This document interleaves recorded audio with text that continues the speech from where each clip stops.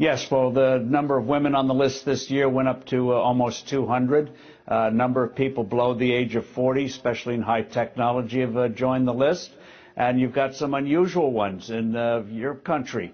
Chris Dawson is on the list, and new billionaire. He did not learn to read until the age of 27, and he's never read a book. And what this underscores is, in terms of doing big things in the world, it doesn't matter your background, it matters your grit and a little bit of luck.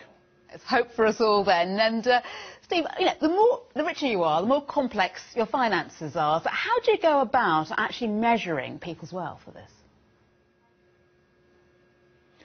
You go through a variety of sources, obviously publicly held companies, but you also look at assets, who owns various buildings, deeds and the like. You talk to people in an industry, competitors, you talk to bankers, investment bankers.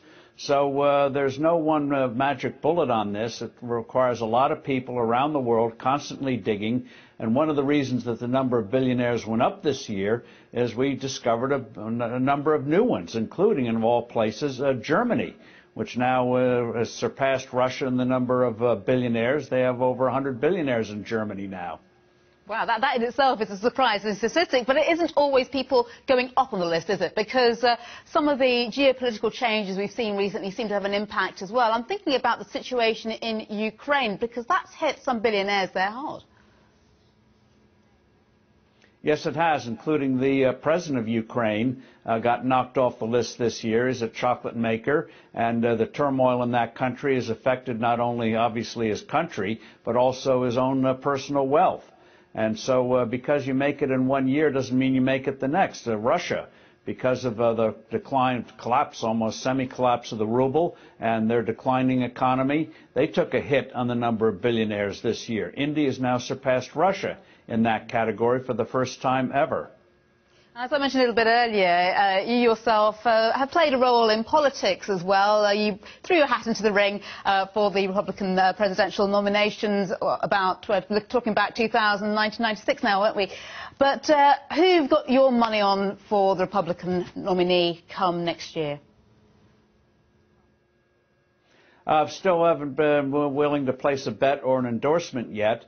But Jeb Bush, the former governor of Florida, and obviously of the Bush family, got out of the gate very early. He hasn't formally announced, but he's doing everything you do except an announcement. That's forced others to scramble. So his name is out there. Governor Walker of Wisconsin, a lot of interest in the Republican Party in him.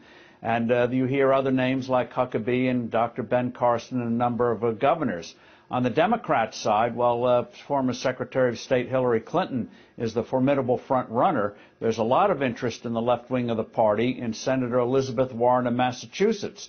If she decides to run, and she's given very little indication that she will, but if she decides to run, she will be very well financed and will have a lot of enthusiastic supporters.